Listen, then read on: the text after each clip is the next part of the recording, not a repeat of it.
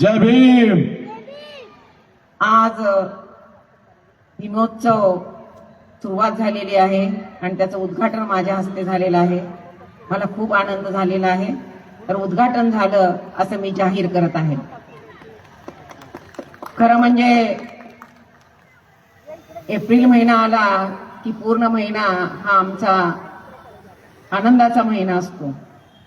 आज विनोद भाऊंचा वाढदिवस देखील आहे आणि एप्रिल महिन्यातले जन्मलेले असतात ते खरोखरच बाबासाहेबांप्रमाणे नाव तर कमवू शकत नाहीत, पण त्यांच्या अंगात वळवळ जवळ बाबासाहेबांसारखीच असते हे मात्र विनोद भाऊंना बघून समजून येतं।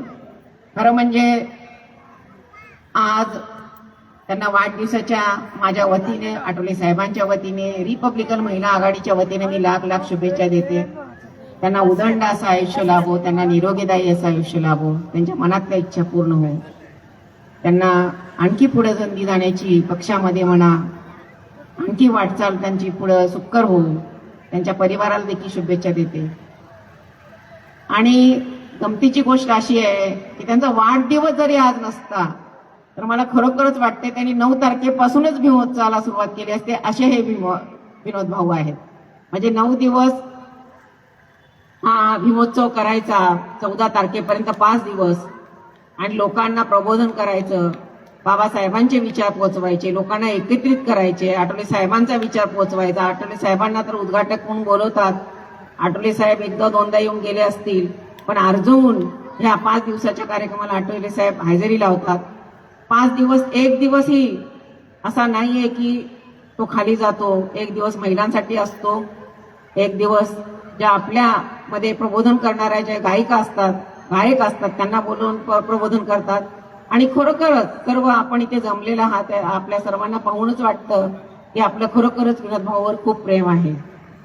अशीच आपण जयंती साजरी करूया, विनोद भाऊंच्या पाठीशी उभं राहूया आणि विनोद भाऊंनी आठवले साहेबांच्या पाठीशी राहावं ही मी त्यांना विनंती करते। आपण सर्व एकत्रित राहूया आणि अशीच भीम जयंती साजरी करूया। जोपर्यंत आपल्या अंगामध्ये श्वास आहे आणि जोपर्यंत आपण जिवंत आहोत तोपर्यंत आपण अशीच भीम जयंती साजरी करू आणि पुन्हा एकत्र येऊ आणि आनंदाने राहू। सर्वांना भीम जयंतीच्या आणि बाबासाहेबांच्या वाढदिवसाच्या शुभेच्छा देते। जय भीम, नमो बुद्धाय। ताई, नक्कीच हा भीम महोत्सवाचा सिल्वर जुबली होणार आहे 2035 रोजी। आणि वय माणसाचं